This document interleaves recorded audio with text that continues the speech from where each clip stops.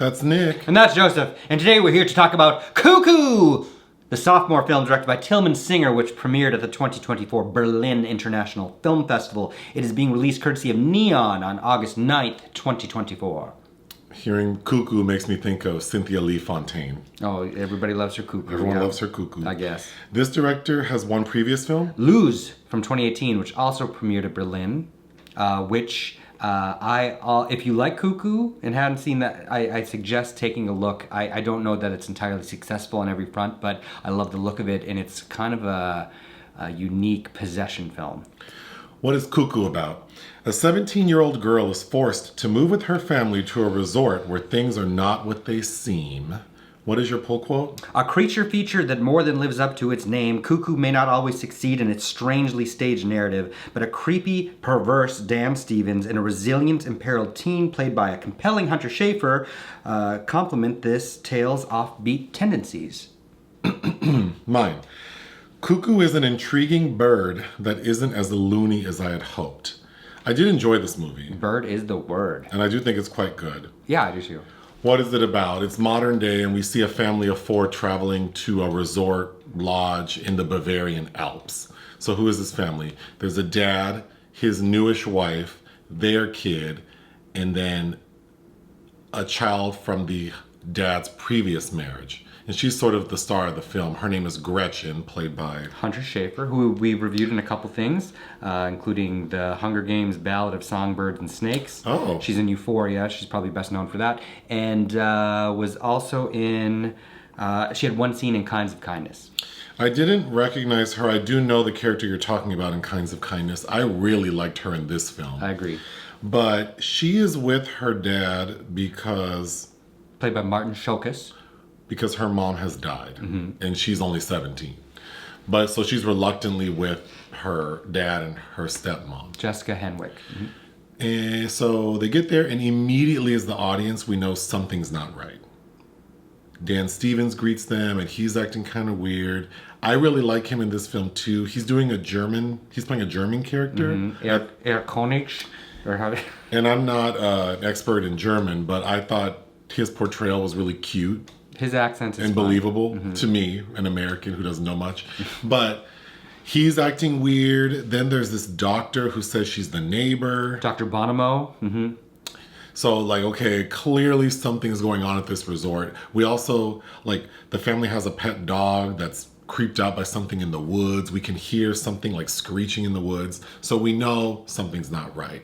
And it turns out, just to kind of spoil everything, that Dan Stevens is this rich guy who basically is trying to preserve this species of like humanoids that are going to go extinct without his help, let him tell it. But this humanoid type creature is able to perform mind control through its vocal cords. And the reason the film is called Cuckoo is because, not unlike the cuckoo bird, this humanoid creature has to impregnate something else to birth the baby.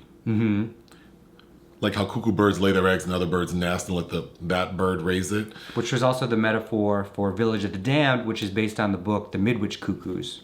So this family who we see going to the Alps, they spent their honeymoon at this resort 8 years prior. And so we find out that that lady, the stepmom, was impregnated by this humanoid creature who they're calling the mother. So Dan Stevens has lured them back because they want that little girl, Alma, because she's going to be the new mother. And Alma's a kind of a German name.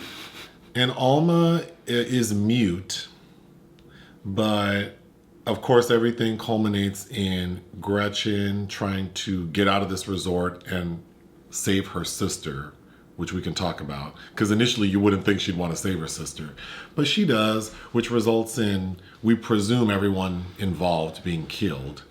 And then there's a side character, which my biggest issue with the film is I think the plot's a little thin, like the history of what's going on.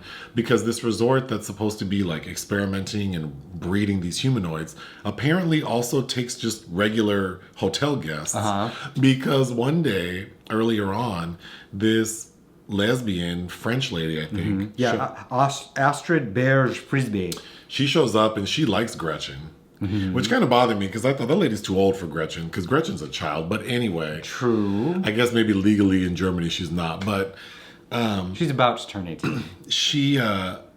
They end up earlier on in the film getting into a car accident. So this French lady's in the hospital. So at the end of the film when Gretchen is able to get away from everyone, it's that French lesbian who helps Gretchen and her sister drive off into the sunset. There's another side character named Henry, who's an ex-cop played by Jan Bluthardt, who has an integral role in Lose. I liked him as well. And he also, to a point, helps. I mean, he does help save Gretchen, which we can get to. But yeah, I like the cinematography.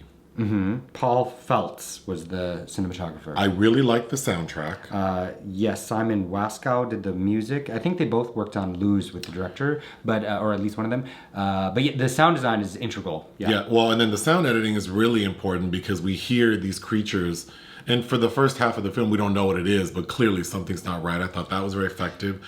But that lady playing Gretchen, that young lady, I thought she was so good. Hunter? Yeah. Yes.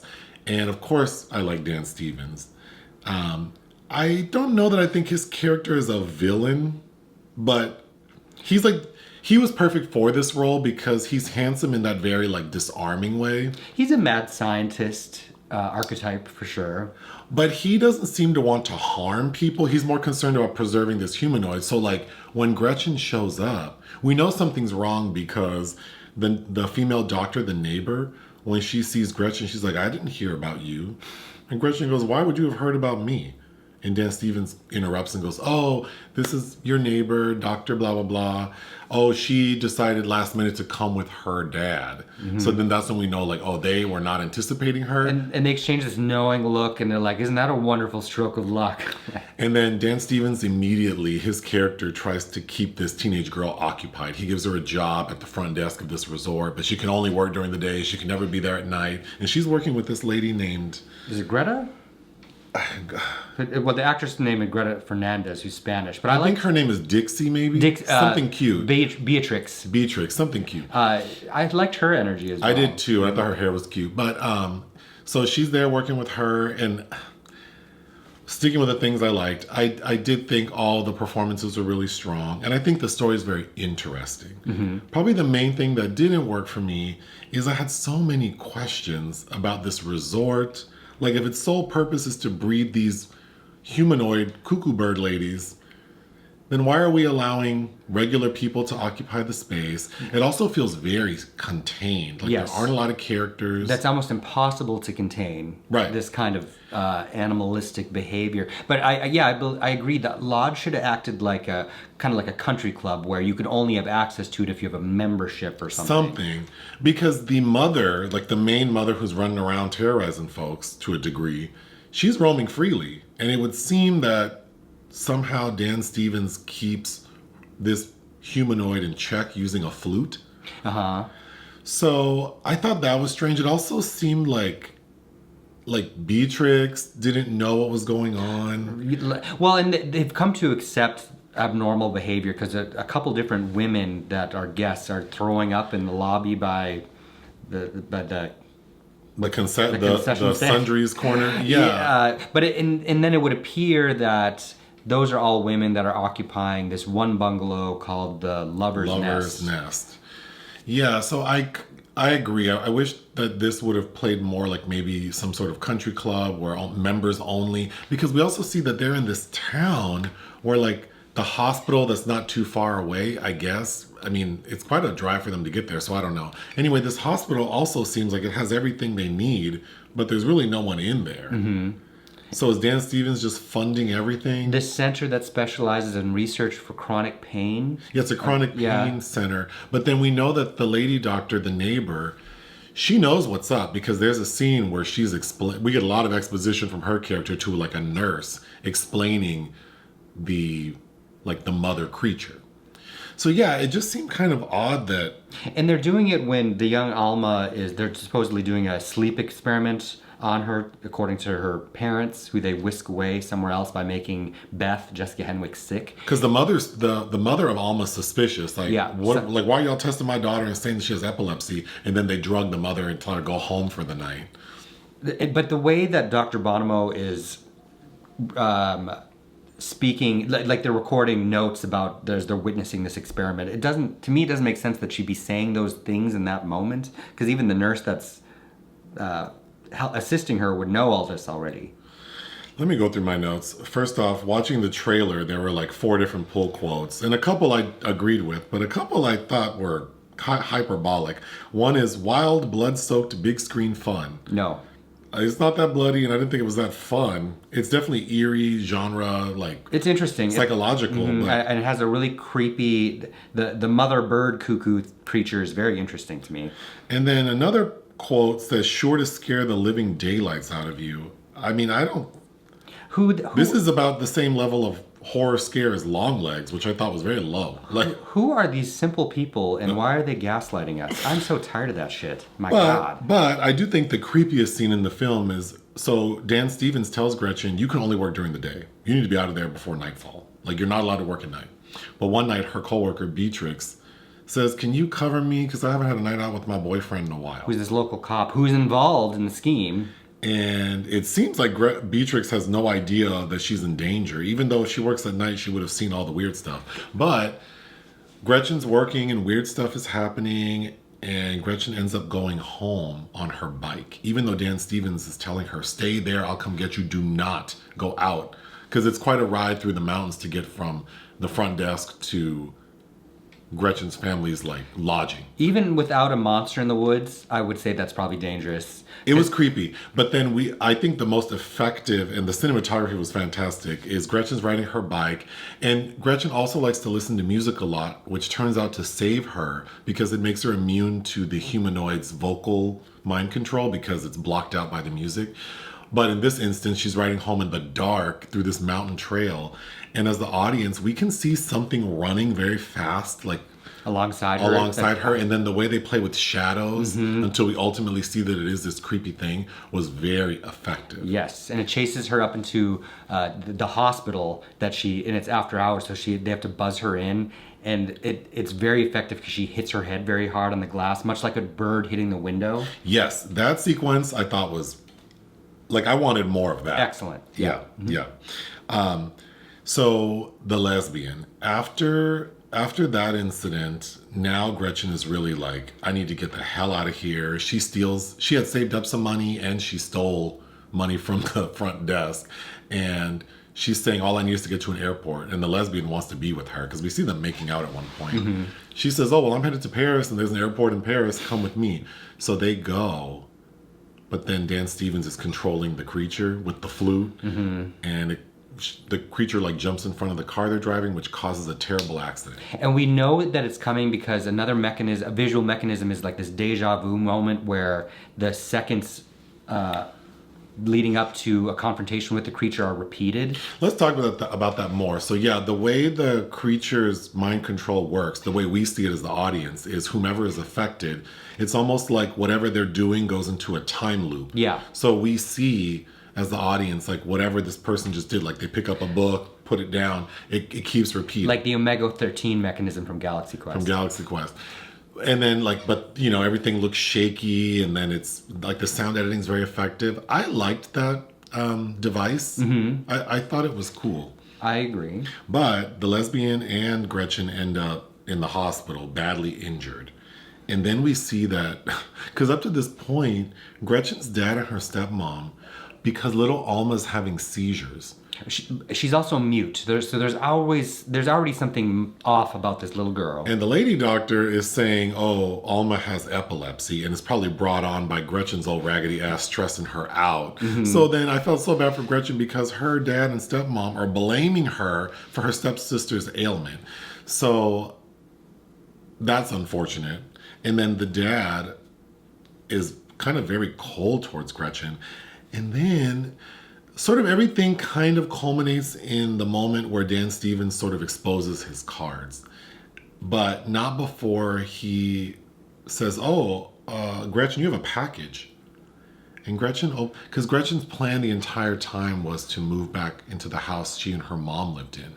And immediately, so what Gretchen is doing to cope with the loss of her mother is she calls her mom's answering machine and hears her voice and leaves her a message. But she's saying like, I'm here, I'm not really happy, I want to come home. Most of them are hard to listen to because she's upset, she's crying a lot of them. And I thought that while the actor was doing a phenomenal job in those scenes, I don't know if the filmmaker wanted us to not understand that her mom was dead, because I knew instantly. I think you just intuitively know that. She's calling her dead mom's answering machine. But anyway, towards at the beginning of the third act, Dan Stevens like, oh, a package came for you. And we find out that her dad had sold that house and had all the mom's belongings sent to Germany.